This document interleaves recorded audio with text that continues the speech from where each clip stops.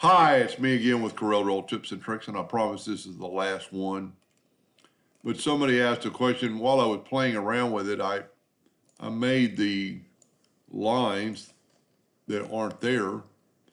I made them another color like blue, and it really makes a difference.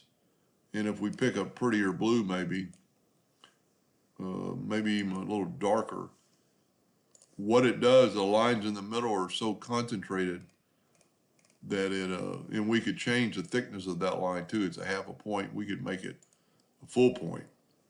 So you could really play around with that, make it not so much or way overpowering. Ha! I didn't think it'd go that, I didn't think I hit 100. But stuff like that, that's pretty cool. But what the video is about, somebody asked me a question. In one of the videos, I said it would be a pretty cool design to nudge this out of the way and have a gap. Well, how do you have a gap equally? Because you can't just nudge up and over. So what you do, you nudge 1%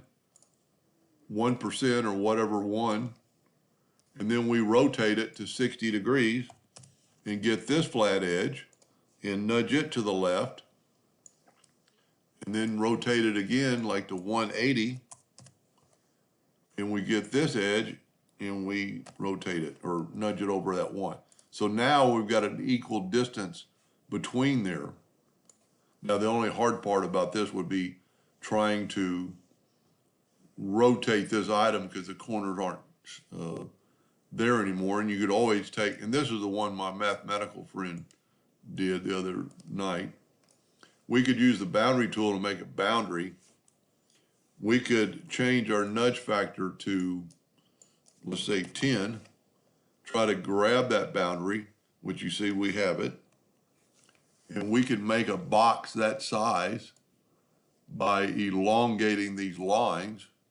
I wasn't really planning on doing this, but if we take a line, hold down the control button, and elongate these lines and have it snap to there, and then we would actually take the whole thing and control G and then rotate it 60 degrees.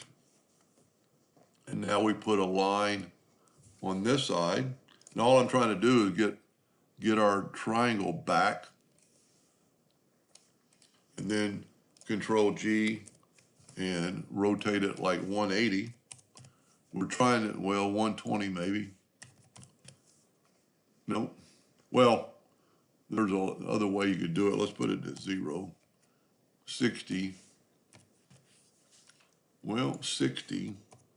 There we go. And just snap to it. And then I use an indexing line. I get so used to using an indexing line. Hold down the control button so it's perpendicular, and then have it snap to there. Now you could get rid of the interior lines, or we can see if we can't just grab it. I think we have to ungroup everything and try to grab our design and hit delete. It's too much. We've got that one connected. What we could try to do is to nudge that out of the way, but you can see it's all connected. So we need to go and ungroup that too.